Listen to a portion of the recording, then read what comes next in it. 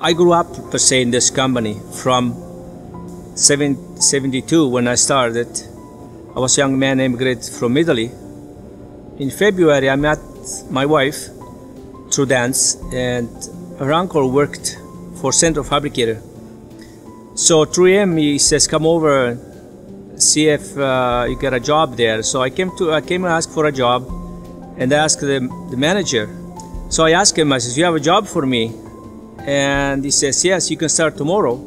And this was in May. That's when I started, May 24th in 72. It's like being on a roller coaster. It's exciting and nerve-wracking all at the same time. She's soaking things in, watching once and being able to do things, and looking forward to tomorrow has never been more exciting. She's doing everything for the first time and embracing that, and it's really satisfying to watch her do that. I'm not there to police her, I'm just there to kind of guide her and let her grow, show her how to do things, and then let her do them. Riley do it is her favorite saying, and I don't mind that at all, because she wants to learn that. She doesn't need me to, I've showed her, so she can take that and have a building block, and the next thing, I catch the fish and she reels them in. The next thing is for her to catch the fish.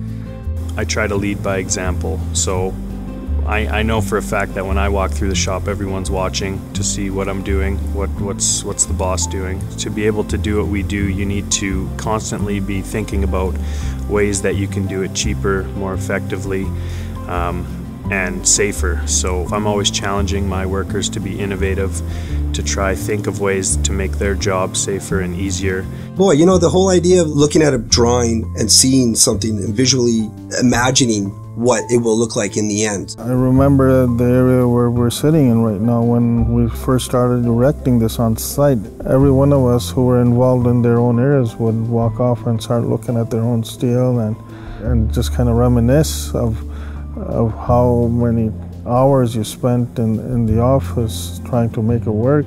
When we get a project, we will get the drawings from the engineer, and our engineering department will start designing connections, and we will start putting in the stick in the model, which is every piece, and then we start connecting them.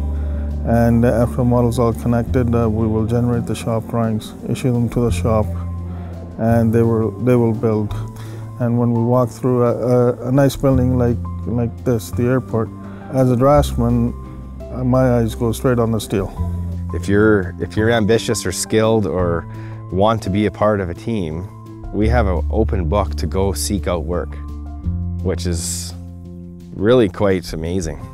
We bring a lot of estimations and projects to John or to the executive, and we've never been denied one to go after. They want us to seek out work and better ourselves and make money and have fun at it. That's the biggest spool that I've ever built. Being able to lift that spool up and be able to roll it as opposed to doing it in position welding, that right there cut off probably a week's worth of work. The way that people in the industry nowadays are doing things is they'll shoot a burst of steam down into the oil sands, it loosens up the oil, and then they'll extract it through a different pipeline. So steam is very dangerous under pressure, obviously, so that's why the spool was so complex, because the wall thickness on that pipe was over an inch thick. When we started off, it was just small little field scrubber packages that included of a vessel on a skid, and when you look at the capacity that we've grown to be able to be competitive in the market for modular piping, for pipeline spooling, we wouldn't have been able to do it without the tools that we've acquired. It's art, it's creativity. You're taking something, raw material, you're taking raw aspects of iron ore and forming it. And you use your hands to form that, just like a sculptor, just like a painter. It's metal art. It's a metalsmith, right? And art is subjective. Art is objective. It just depends on how one looks at it. But I mean, life is art, really, in the end. And this is just an aspect of that, because it's physical. It's a physical entity. It's a finished product. It's an amazing thing to see that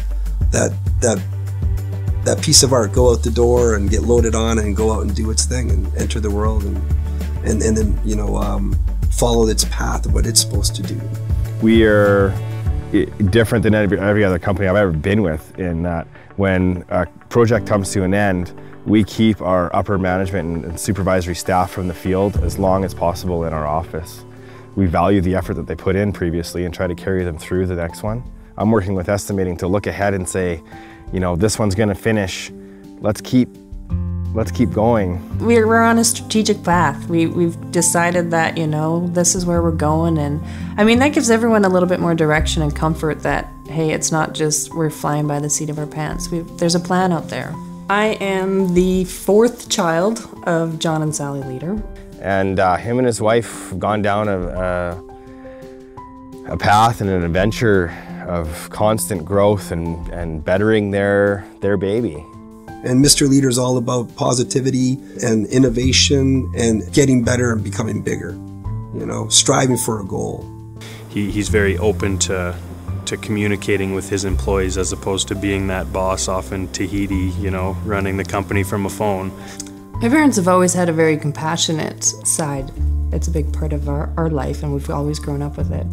They give us the free hand to do a good job and to grow in the company. The Employee Ownership Program is a retention and recruitment tool that we've started to enable employees to own part of the company.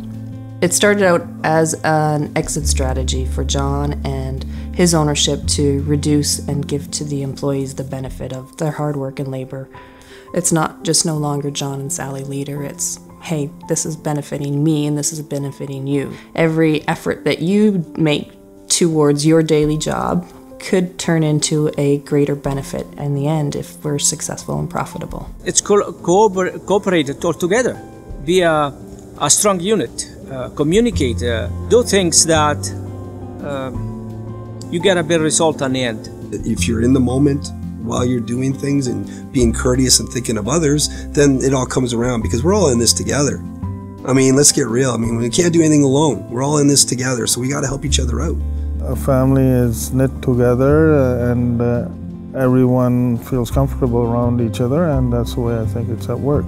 I can go to work every day and enjoy my work and enjoy the people I work with and be happy in doing it. Because you spend a lot of time with these guys. You know, when you're at home, half the time you're at home, you're sleeping. Well, the family lunch we do because to build up the friendship stronger. Because to me, we are just like family. We like to be united. So yeah, there's more communication that way. There is more productivity for the company, and the level of harmony is up there. So because I see when you feed the people, you get something out of it, which they love it. And we started this thing going. I started when I think was before the tornado.